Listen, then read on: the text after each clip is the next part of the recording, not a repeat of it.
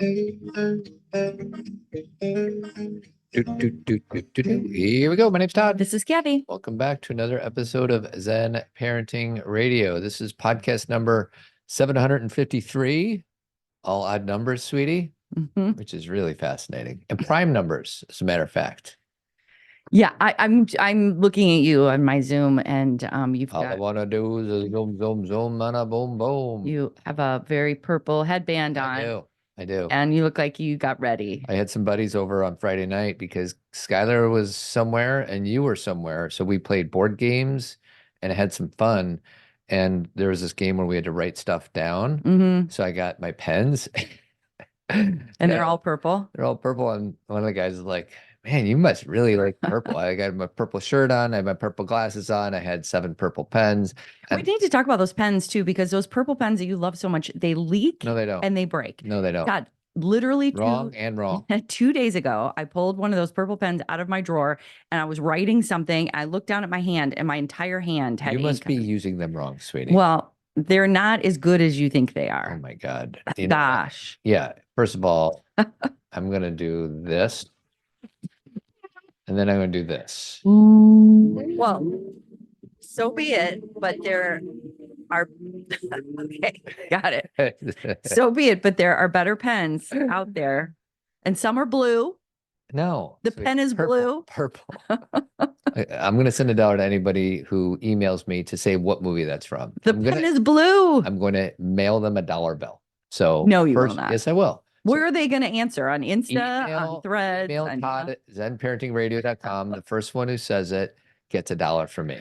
All right. All right. The pen is blue. We're going to do 3. We're going to have a 45-minute show. Okay. We always say that. But you have to go to yoga. So we really are. Right. For real this time. For real. We're going to have 3 topics. But first, we're going to talk about the moment. Okay. I'm just going to tease the topics. Sure. Opting out of motherhood. You and I talked a little bit about that. Yeah, we did. 15-minute conversation. Okay. Yeah. Good luck. Jason and Cecilia had, they're our good friends. They have this organization called Happily Family. They do these conferences. They were at our conference. We love them. They had one called Why Timeouts Don't Work. When you say they had one, what does that mean? They had a blog. They put a blog on. Okay. They wrote. So one thing, I know it's going to be a short show, you start to talk really fast. I know. We got to get all in. So I get lost and I'm your partner. So if people are listening. Try to keep up. I'm quick. Try to keep up. The reason I want to do timeouts is because we never talk about parenting on this parenting podcast. I know, but timeouts is so old. Like, Sweetie, that's so there's antiquated. People listening right now that do timeouts. I'm not saying that that's bad. It's just such an old topic. It makes me want to yawn. No, yeah, to you. Okay. And there'll be some hot takes. Okay. I will move in that direction with you, but I may back up the car and say I'm done with that. Well, you know, conversation. I do. If I get bored, then I can't talk about it. It'll be a short of the 3. And then lastly, and I have a few small hot takes about drinking around our kids. Oh, interesting. Or yeah, it happened because you and I had a date on Saturday night and I did something different and I thought it worked. Oh, interesting. Yeah. I have no idea where you're going with that. Yeah. So my sweetie got down here. She's like, I don't have any idea what we're talking about today. I'm like, I got it. But first, the Zen Parenting Moment. Yes. Brought to you by David Serrano. Yes. How does David Serrano feel about he doesn't care. Like, what is it called? Sponsoring my Zen Parenting Moment. He loves it. Okay. He's a personal financial advisor, one-to-one financial advice, helping you figure out things like how much to save for retirement, how much to save for college tuition and stuff like that. He was at the conference for people who were there. So it's a free consultation. Number is 815-370-3780. He can work anywhere. He's based here in Illinois, but he can help you out regardless of where you are in the world. Cool. So you did a Zen Parenting Moment called Consider Your Childhood. Yes. And the first quote was, the more you know yourself, the more patience you have for what you see in others. Yes. I have a few things highlighted, but because sometimes you don't remember what you wrote about. I remember this one because I struggled with the title forever and I struggled with finding a quote. Usually I do not struggle with finding a quote. But there's a paragraph in there that was making the point. What's the second to last paragraph? I say a bunch of things because that's like this can become challenging if we find ourselves caring for our parents. That was really the core of it, is how I started it. Is I think that we sometimes we become aware of what happened in our childhood, if it be like, and it's not always that it has to be super traumatic. It's that we realize, you know what, I didn't really have permission to speak a lot in childhood, or people didn't really listen to me, or I felt lonely, or I was depressed. Like, we have these awarenesses about our childhood, and we are finally able to recognize it when we're an adult, and we feel safer. Because when you're a kid, you have to kind of go along with the routine of whatever's going on in your home, because the people around you are helping you survive. You're a kid, like, you need belonging. So you're not about to, I mean, some kids rebel and say, I'm not going to do this anymore. But when you're little, sometimes you just kind of adhere to the program. Let's just say that. So when you get older, you kind of look back and you have this recognition. But what can become interesting is if you are, say, taking care of your parents, or maybe your parents are healthy, but you're with them a lot, or you're taking care of them because they're emotionally dependent or physically, or you're caring for them because they're aging. And then you are also parenting. So you're in that sandwich place. It's really interesting, the dynamic of this is how the dynamic is from my family of origin. And then here's a new dynamic that I'm trying to create with my partner or just my children. And you can kind of feel like you're going back and forth. You know what I mean? Where you're kind of trying to, maybe not even consciously, but you're being one person in one scenario and you're being another person in another scenario. We're getting squeezed is what's happening. Yeah. And I think it's interesting. And I think a lot of people, because, obviously I talk to a lot of people about this. This comes up quite a bit. I have a lot of people I know who they're taking care of their parents. Right. Mm-hmm. And so they recognize this dynamic, and a lot of times it's like, it is hard, but it's also kind of a good, it's a good growth experience, as everything is like, we don't have to look at it as placating or being fake with our parents. There is a way of understanding how certain relationships are different, and that certain expectations are different. And if you're playing along to a point where, like, you're feeling like you're being smothered or it's toxic, that's no good. Sure. But if it's really just, this is the way things were, and now I'm going to create something different, but I don't need to convince every single person around me that I'm doing this thing. And I don't need to, because do you remember a long time ago, Todd? This is like, our oldest is 20. So this is forever ago. But when we first had kids, and then all of our parents had all this input about, this, we didn't do this, or we didn't do this, or why do you get to do this? And we felt the need to, like, convince them of why our way was the right way. And there's also, like, the pleasing aspect. We want to please our parents. Right. And then sometimes it doesn't show up that way. Just we want to, like, reject our parents real quick. And we're like, you're wrong. I'm right. And I think there's many layers and levels of this depending on the age we are. I think there's always going to be a bit of a push and pull about our family of origin. And I think, again, the Zen parenting moments are short. It's not like it dives super deep, but I wanted to acknowledge Something that. to think about. Yeah, that's all. Before we get to the first of three topics, I do want to talk about Team Zen. Okay. We have a few things coming up. We have actually later this morning a micro community of loved ones dealing with addiction. So it's a handful of Team Zen people talking and supporting one another about loved ones who are struggling with addiction. And then this Friday, I think, we have Zen Talk number 182. Okay. Maybe it's a Thursday. I don't know. Whenever the 29th is, whenever leap year is, sweetie. I think it's Thursday. Okay. And then you have a women's group that's just you and all the female Team Zen people. And then there's a Zen Money community in March as well. So just in case you're like, well, what's this Team Zen? It's an app. We call it The Circle. Just join The Circle. It's a Team Zen membership platform. It's an app with Zen Parenting Radio's complete parenting content collection, plus live talks, all in one place. Some micro communities, Zen Money, Raising Healthy Sons, Differently Wired Families, and your women's group. $25 a month. Cancel at any time. Which of the three topics do you want me to jump into first? I don't care. So all I'm going to do is I'm going to read the 4 reasons why Jason and Cecilia think timeouts don't work, and you just give a 1 or 2 sentence response to it, okay? Okay. 4 reasons why timeouts don't work. Number 1, no child sits in a timeout and thinks about how to improve themselves or how to do better next time. Agree Correct, or disagree? but I feel like I have to give an overarching commentary right now. Go ahead. Is that part of the reason, and you may dig into this, Jason and Cecilia may say something about this, but the timeouts weren't the way that the reason they were created versus how people use them. That's how that's the disconnect. That's the disconnect. So everything stems from that. That's the seed of the problem. Okay. Which is a timeout was an opportunity for a kid to get some distance from what was aggravating them or what was frustrating them and allow them to relax. I think it became two things. Number one, it became an opportunity to punish and be punitive and make your child sit in a corner like a dunce cap. And then it also became this thing where we thought a kid was going to sit there, and this is exactly what you just said, and literally contemplate how they could be a different person. Some 4-year-old really practicing some self-awareness and they don't even have abstract thinking yet. Yeah. They're just kind of like, this sucks. Yeah.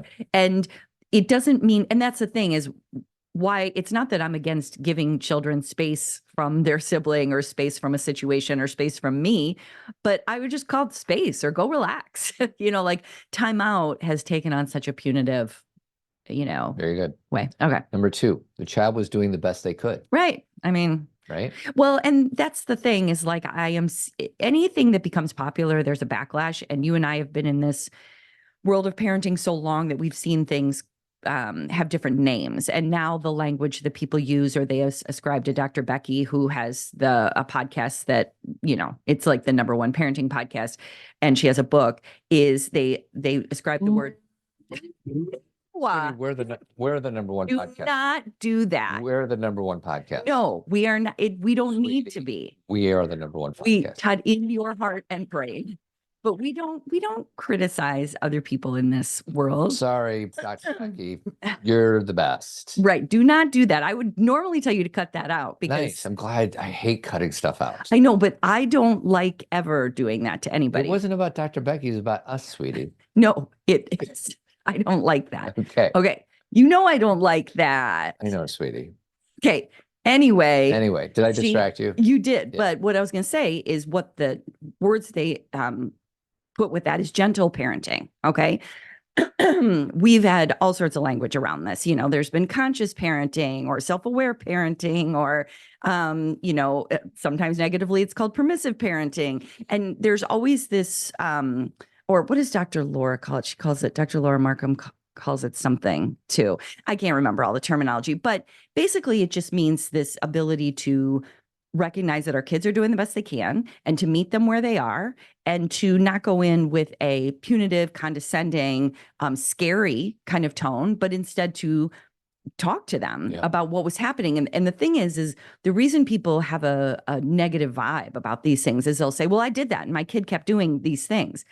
And what you forget is these are things that take time, that you are not, it's like filling, I don't have a better analogy. It just came to me like you're filling a hole. So, if you're filling a hole and you do one shovel of sand, that's just one shovel of sand. Sometimes kids learn really slowly. They do. And you have to keep doing that. So then their brain, they build neural pathways, they start to understand it. And I think what a lot of parents want are quick, simple, easy fixes.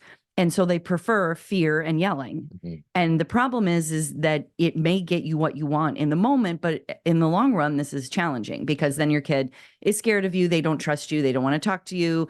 And they also kind of feel crappy about themselves. So it's this situation where, I just noticed on TikTok and everything, there's always a group of people who dump on these things. I get it. They're like, I don't like it. They have a reason, or when I say a reason, they have the space to say what they like and don't like. It's just, I've seen it over and over again. Yeah. I'm getting old in this area, meaning both, where I've seen so many things come and go that it's like, yeah, this is of course going to come, backlash, blah, blah, blah. You know what I mean? Reason number 3. Okay. Timeouts or any other form of punishment are a distraction from learning. And then else it says, a brain that is in fight or flight is not ready to learn. Only a calm brain. So read the first part to me again.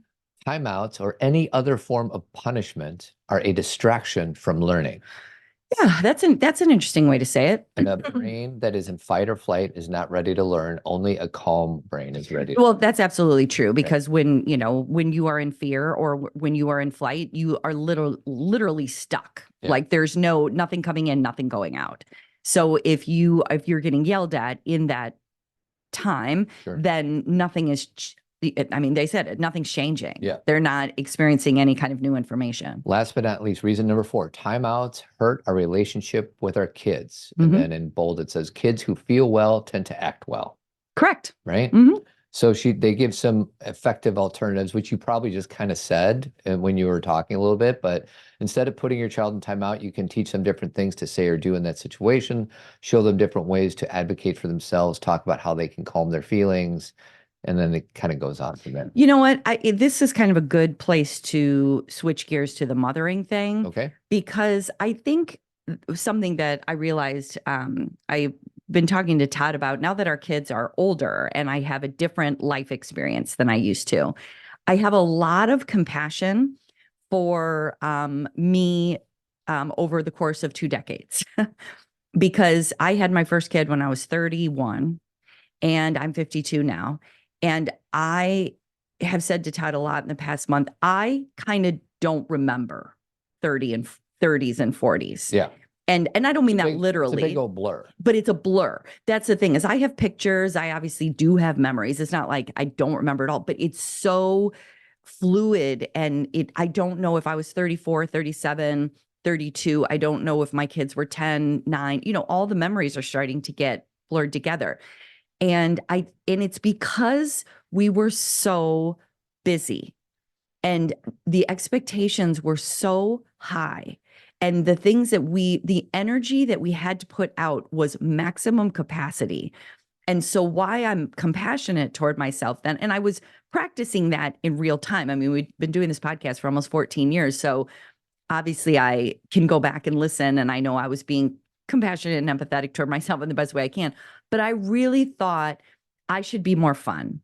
I should want to go out more. I should want to go to parties more. I should want to, cook more.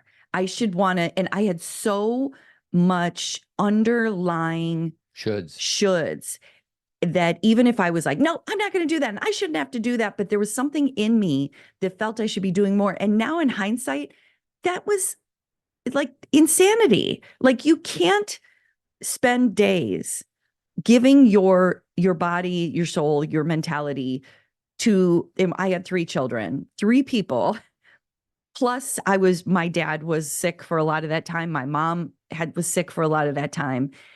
And then expect to be like fun all the time. Like it doesn't mean that I never had fun. It just means I couldn't, like Todd would be like, hey, let's go out on a date. And I would be like, okay. Yeah. To switch gears from your daily existence to being a normal person is quite a leap.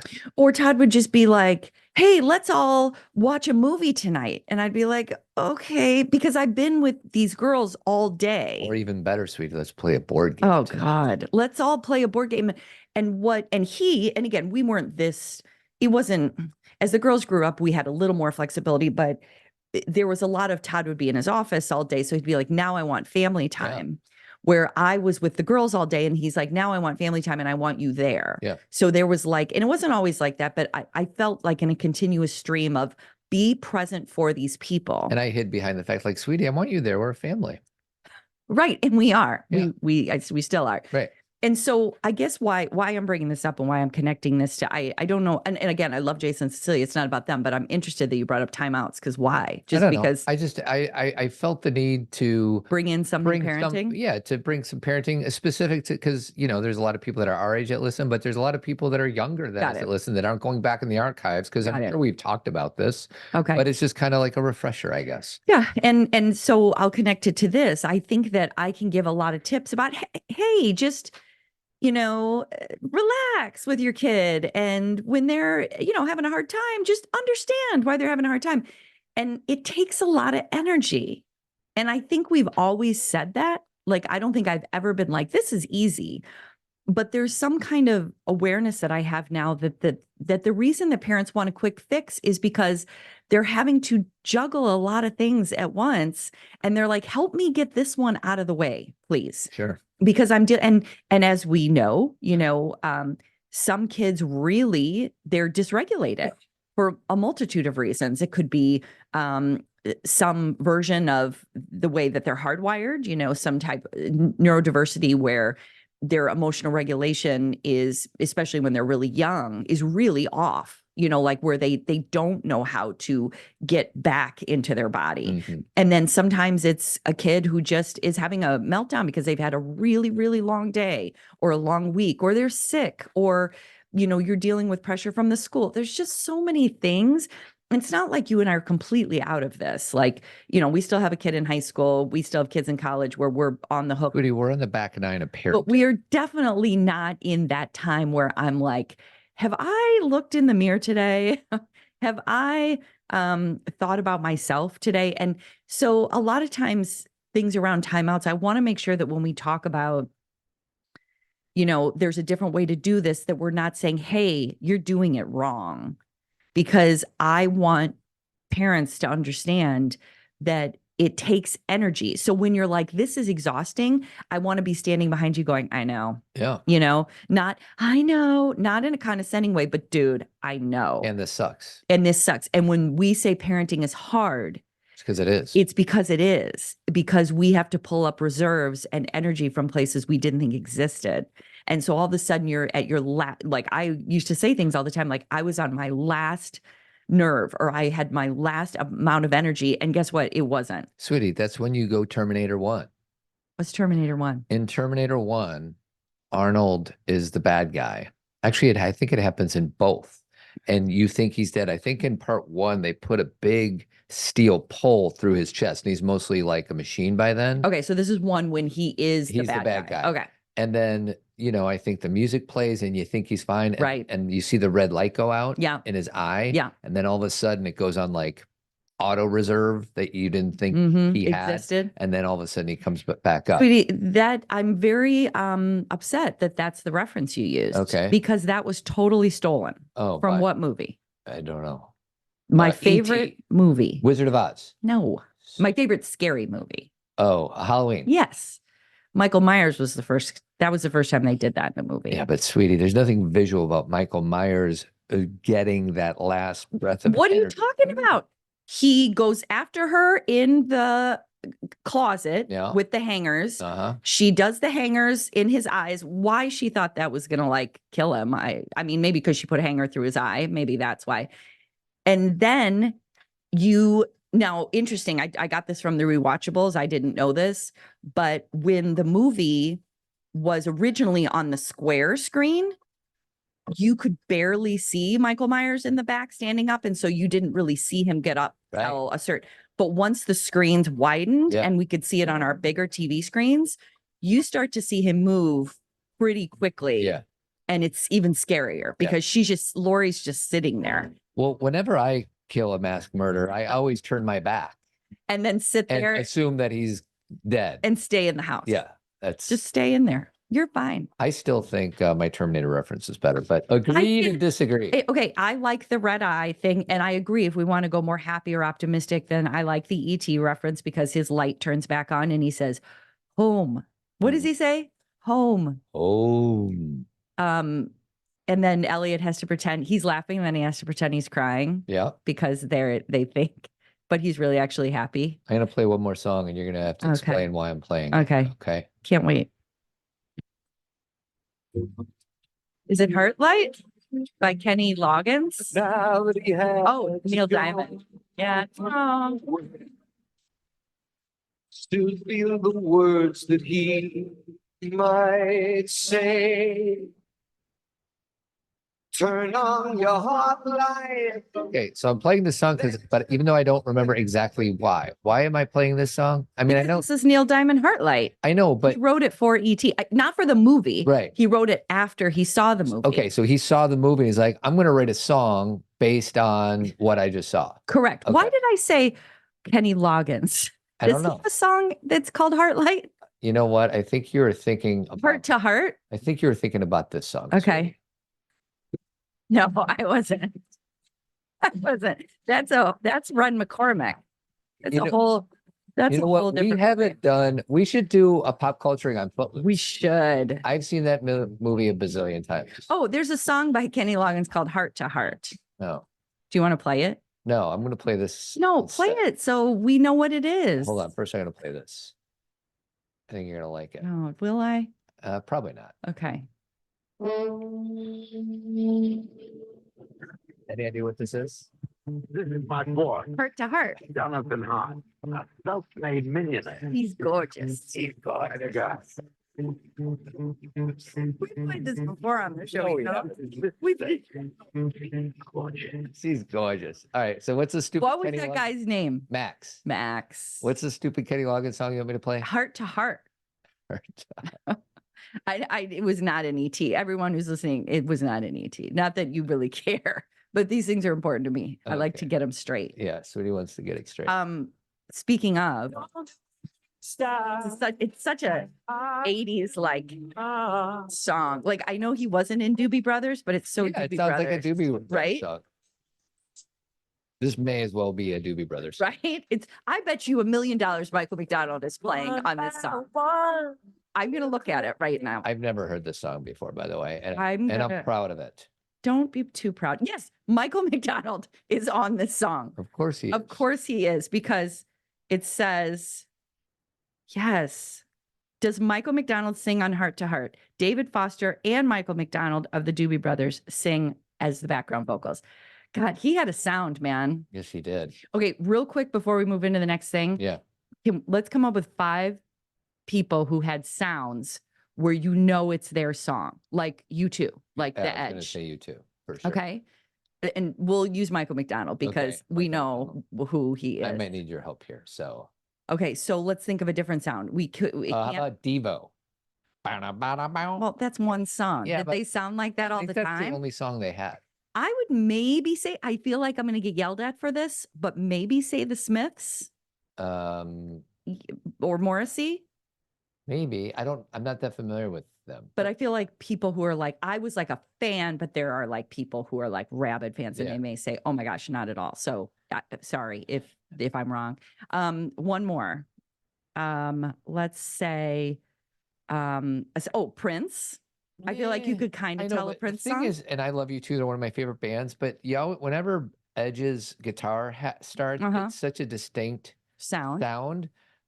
Whereas some of these other bands like that I love, like Led Zeppelin, I think like Led Zeppelin's music sounds so different from one another. Of course, you can recognize Robert Plant's voice. Well, that's why I didn't use Led Zeppelin or the Beatles, right? Right, exactly. Because they are so different. Prince, I feel like same thing about Prince. Like he's all over the place. He is, and I could, and I do feel like I know all of Prince's catalog, not exceptionally well, but there's just a sound. Yeah. You know what I mean? Like where you're like, there's something Princey about it. There's something special. And so I don't know. I'm sure I'll come up with more as we go, but that's what I got. Can I do my hot take about drinking real quick? Sure, go ahead. So Kathy and I had a date on Saturday night. It was so fun. It was so fun. I started and I had a drink at the house. My friend told me tequila and soda is a good drink. It was fun. And I had one when we got to the restaurant. And back in the old days, I would have like 14 beers and I would still be standing up straight back in the college days. Oh yeah. Now we went to a Mexican restaurant. I had some drink. It had smoky mezcal. Yeah, mezcal, smoky tequila. Interesting. By the way, everybody, we Uber everywhere. So well, that's what I was about to. That was it. And then we went to another bar and I had a third drink. So the driving thing was not an option. Right. And we parked downtown in Elmhurst and we take an Uber home. So we're super I know, but you're saying you had a drink before you left. Yeah. So I want everyone to know that like I did not. Okay, right. Keep going. Okay. These are important things. I know, it's fine. Yeah. So I was not sober enough to drive home. Correct. And I have like a little bit of childhood baggage because when mostly my mom had an interesting relationship with alcohol. I was not a fan of my mom when she was consuming alcohol. Right. Okay. Yeah. And maybe this is some of my childhood baggage. And I just have this judgment that, let's say, teenage kids or maybe even pre-adolescent kids or adolescent kids are not fans of their parents when they're under the influence. Is that a fair assumption? Listen, I'm not even saying this as like just our family. I talk to teens. They hate it. Yeah. And again, when they get older, they get used to it, or when they start to drink themselves, when they get a lot older, they may have fun with you, but there's always this discomfort because your parents are out of control. So this is what happens to me usually. I've been drinking in front of my kids almost always responsibly, but with a nice buzz from time to time. And I try to walk in the door, and this might be childhood baggage. So I kind of want to process this out loud on the podcast a little bit. I try to pretend like I'm sober in front of my kids. Okay. And I think our kids are smart enough to know that I'm pretending to be sober when in actuality I'm not. And the reason it's not easy to pretend when you're sober is because your brain's not functioning the way it does when it's sober. Well, your voice is different and stuff. Everything. And things slow down. If you want to know what Cathy and I sound like drunk, by the way, hit half speed on this podcast right now. It's kind of hilarious. You and I have done that in the past. Because we're slow. It's just. Okay. So, yeah. Okay. Cause I know you want to make a point. Yeah, so I don't want to distract. Yeah. But it's kind of a weird conversation we're having here because I'm never really, I mean, don't get me wrong. I had a drink at the first restaurant and then I had a half a drink at the second one and that was it. And I can feel it, but I come home and talk to the kids, no problem. I don't drive, but I never feel, and again, maybe it's because I don't have childhood baggage, right? But I tell them what I had to drink. Yeah. You know, they watch me have a glass of wine and a half or whatever, and we don't drink that much. So it doesn't feel, what's the word? It's like kind of an open conversation. There's nothing that I'm hiding. So I'm interested in where you're going. Yeah. And the only place I'm going is I usually, and I think I said, I think there's some childhood wounds or baggage along this with me because I get hypersensitive to the idea of me showing up after I've overindulged in front of my kids. Okay. And usually what I do is I give them a kiss on the head and I say goodnight, see you in the morning. But even that, so like this time, what I did is I just shot Skylar a text saying, love you, have a good night, see you tomorrow. And I feel like I've saved myself from trying to pretend something I'm not. Well, and I saved her from having to deal with not an intoxicated father. But you're not that intoxicated. Sweetie, could I have driven? No. Well, then that's my definition. Okay. So basically what you're saying. I'm not hammered. Right. I didn't wake up with a headache. Right. But I'm still not able to drive. You just are like, why expose my kid to me this way if I don't have to? Yeah. And that's the first time I did that because I always like giving my kids a kiss before I go to bed or before they go to bed. And this time I just shot Skylar a text. She said, love you too. And that was it. Yeah. I think it's an interesting conversation. I think that talk about like a deep topic because there's I think this kind of sounds really, I don't know how this will sound, but I'll say it anyway. This is kind of a sensitive topic for us and who's listening. And that's the thing, because it can sound very like there's not even judgment. I don't even know what word I'm looking for. There's nothing I'm hiding. So I don't feel this way at all. And I think that's some of my baggage. I think I need to hide. I'm like, why are you hiding? Todd? You're an adult, blah, blah, blah. Right. I'm exposing my own things I'm working through. Like, why do I have to hide? Right. And it's probably because I'm slightly embarrassed. Why am I embarrassed? I went out with my wife. I Ubered home. There's nothing irresponsible going on. But we were home by like 9:30. No. Actually, we got home late, which was 10:30. We did? Yes. Wow. That's late for us. We had an interesting topic of conversation at the last place we went to. Sweetie, are you really asking? I know what we talked about, but what I mean is like, why did that make us go home?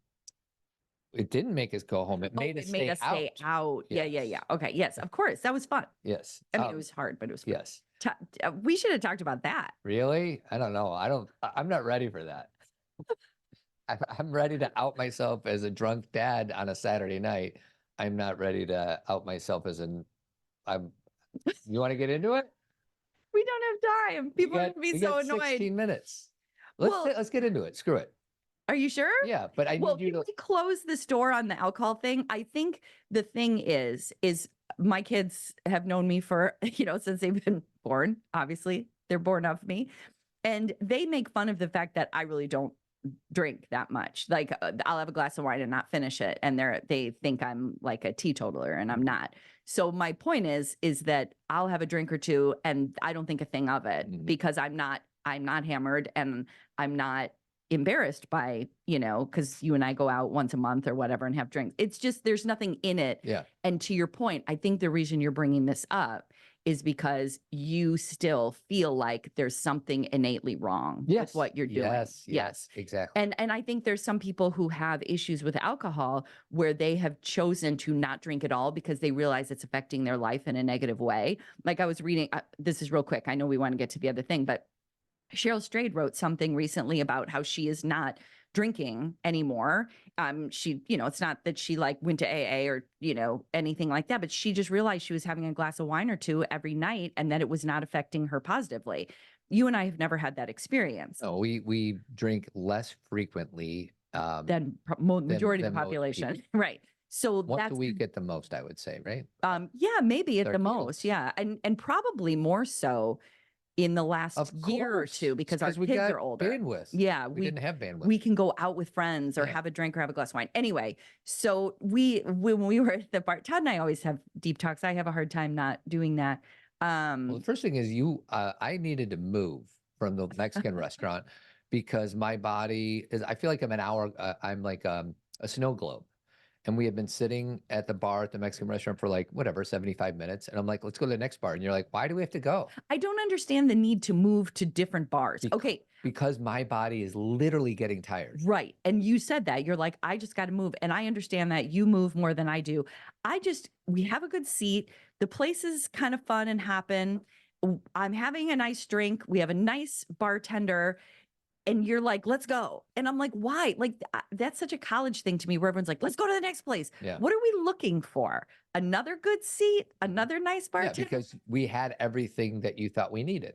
And it was such a great atmosphere. I understand leaving if it's too loud or if it's, I was going to say smoky. Bars aren't smoky anymore. Thank goodness. But, like, I get that. But I was very content. But I was like, okay, wherever you want. But you were funny because I'm like, where are we going to go? You're like one of the other 12 bars on this because we have so many restaurants and bars in Elmhurst. So we went to another one across the street, got another good seat. Yeah. By the window. We were lucky. Another nice bartender. Yep.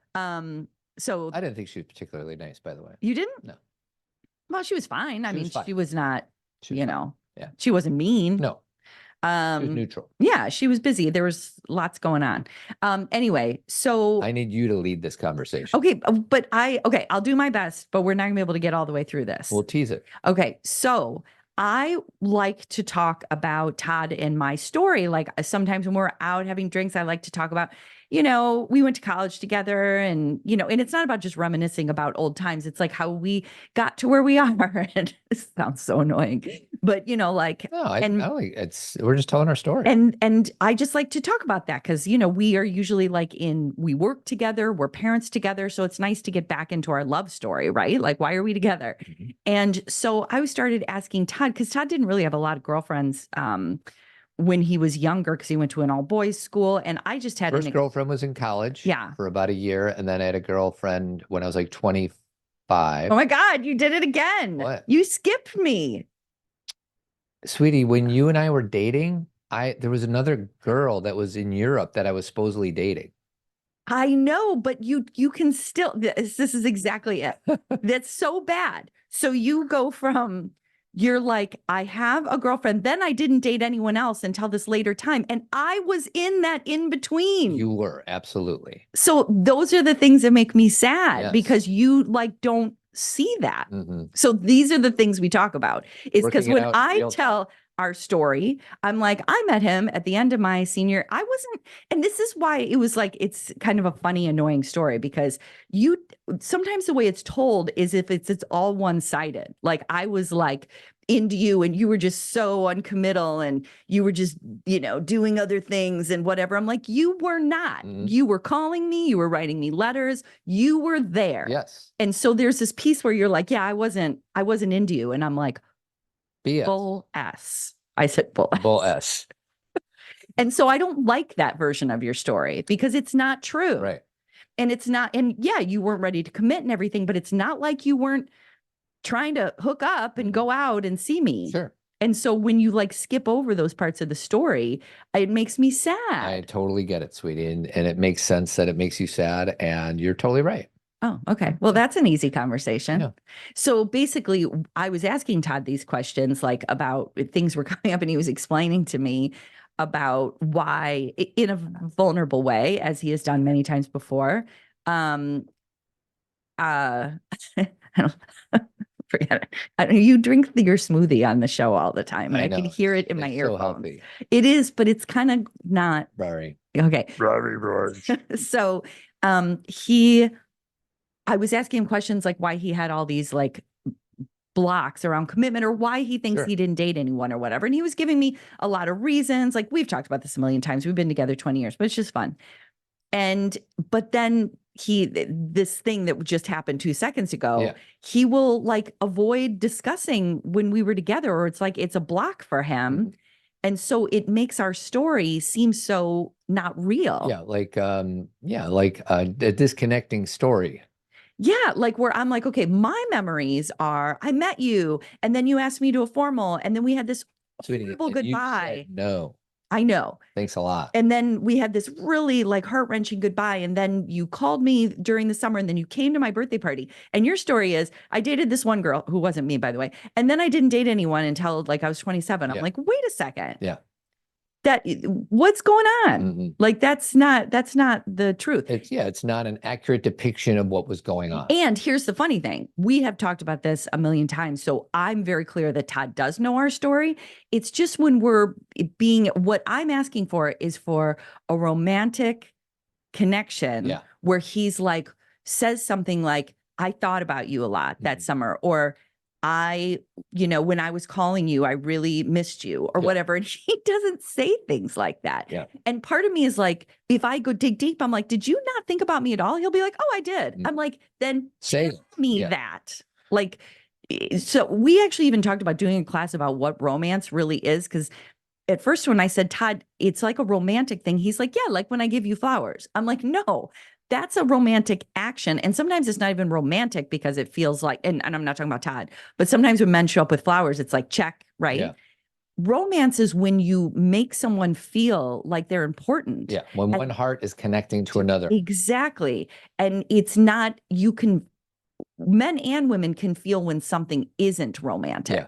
Someone may say, I'm doing this romantic thing, but it doesn't feel romantic. Right. So therefore it's not. Well, and I have it tough because if I do a gesture and my heart's not into it, you are very good at sifting that out. Right. It doesn't mean I'm not appreciative. Right. But it's just hollow. It's hollow. Yeah. And I'm like, it's great. I'll take it. But there's a difference between and Todd, this is just, a lot of this discussion is about accepting the human that you love. And you just aren't like that. You use humor to block vulnerable moments. You don't really speak romance all the time. Do you know what I mean? You're not like, that's not who you are. Words are not my dominant love language. Right. And you're not like I told, because I went away this last weekend to do some writing, and I always have something on in the background. And I was really excited that where the house I stayed at, they didn't have a lot of like Netflix and stuff, but whatever they had all the Twilight movies. So I haven't watched those in a long time. So they were kind of on in the background. The reason women like Twilight, not everybody does. I'm not talking about it's great. It's not the best. So you don't be dogging Twilight. Well, because people will be like, it's such a bad book. I get it. But the reason it got popular is because Edward speaks romance. And there's like a lot of like, I'm here for you and I've been waiting for you and you're important to me. And that's why it's important, You want to hear a scene? Sure. There's more. I know the consequences of the choice you're making.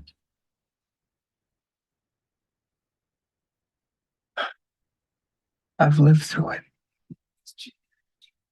And to let you suffer that, you believe I have soul, and I don't. But to risk yours, just for the sake of never having to lose you, it's the most selfish thing I'll ever do. So, sweetie, why don't you say that to me when I want to become a vampire? First of all, I don't know what he's talking about. She wants to become a vampire because she wants to be with him forever. And he loves her so much, he doesn't want her to lose her soul. Sweetie, I would never want you to lose your soul. I'm all in on Edward's thing. I don't think I would say it the way I'd be like, no, stay a human being. You're like, no, let's just go play pickleball. Doesn't sound like a bad idea. Gotta be honest with you. And so here's the thing. Well, even like, think of it, like, listen to the tone. Well, of his that's what voice. I mean. Oh, she's going to start talking now. I know. Now it's going to be Bella talking about how she wants to be a vampire. She wants to be with him forever. Okay. And here's the thing. You do not need to be. The two examples that we use, Gen Xers, that Todd and I, because I'm not using new examples, but we use Twilight as Edward's over the top with his romance, right? Yeah. It's like so intense. And then also Petrovsky, we've talked about him on Sex and the City, where the ick factor, where it's so much poetry that you're like, this doesn't feel real either.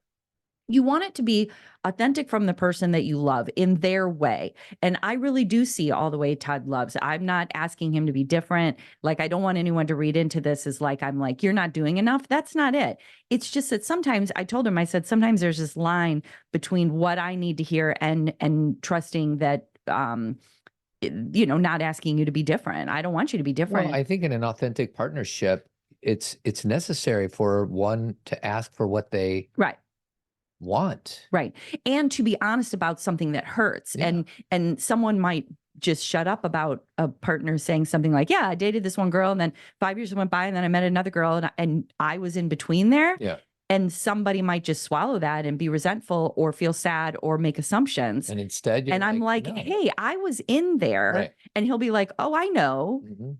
But then it's very, But why am I not part of your story? Like, Makes where sense. am I Right. in there? And why? And is that is there something deeper there? Or, do you know what I mean? Because I don't question Todd loving me now, because he'll always say, but I love you now. I'm like, I know, like, we are partners. I'm so set, but it's fun to talk about our history. Well, too. and for me to say it, talk about our history in the present moment in an authentic, honest way, which I didn't do 15 minutes ago on this podcast, which was I skipped over. Isn't that funny that we're like talking about this and you did it again? Right. Like, and that is like a, that to me, it makes me sad because that's not my story. Right. I would never skip over Todd. Yeah. Todd was, and I dated people before Todd and after Todd, several. Yeah. And I would never skip over that part because meeting him was really influential.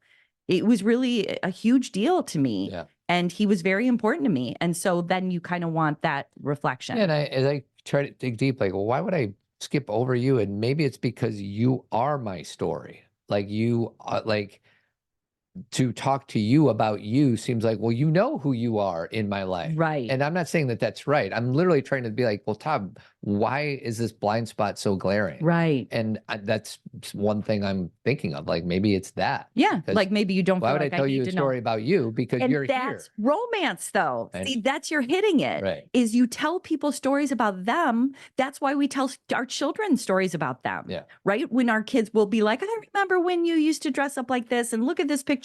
Kids love to see themselves reflected. I feel the need to embarrass myself one more time before we close out. Okay. What was the thing that I said to Jenny and John Zabrocki that time when we were telling them our story? You said to me. Yes.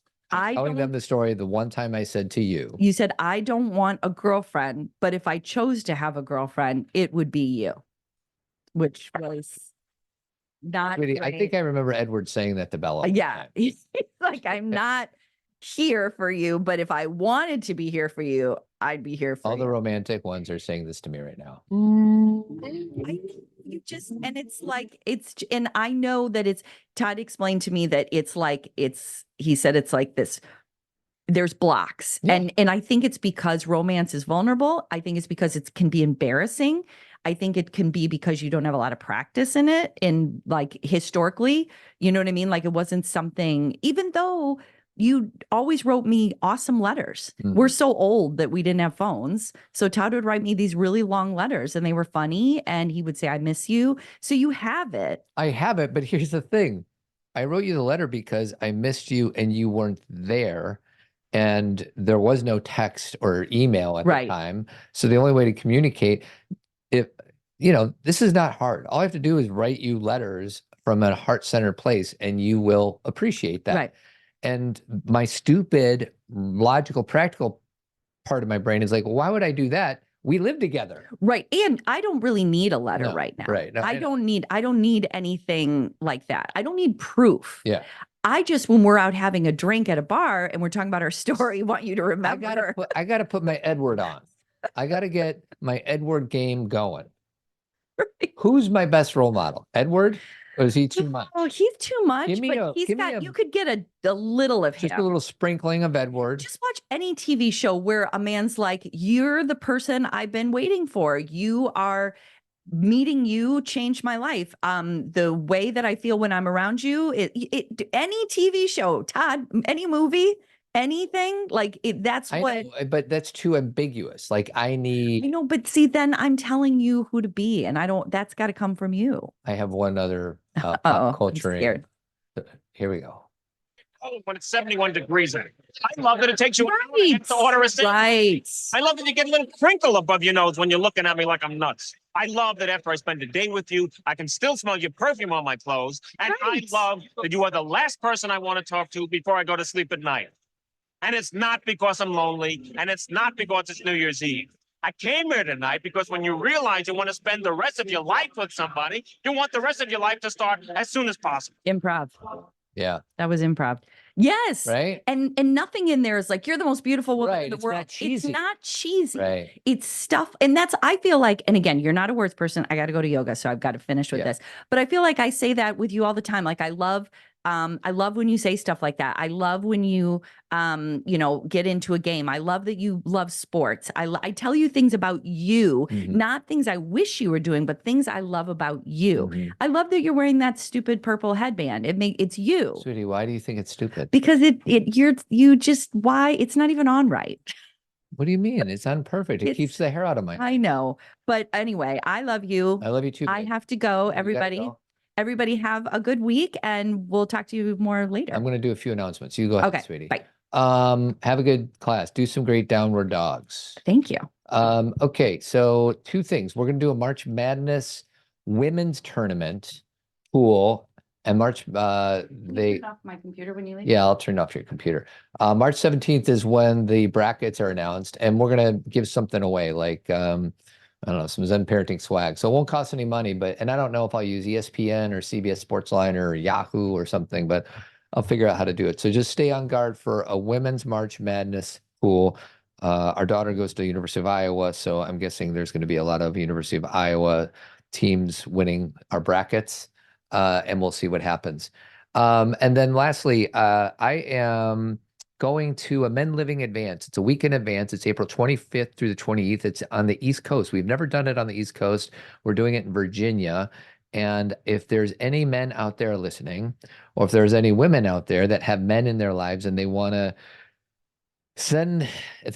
go to a place where we connect with ourselves, with other men, with outdoors, that's one part. The other part is personal growth. And then the last part is we have a lot of fun. So if anybody's interested, I'll have the link in these show notes and just forward them, or just shoot me an email at todd@zenparentingradio.com, and I'll give you more information about it. So I guess that's it. We will see you all next week, and keep on trucking.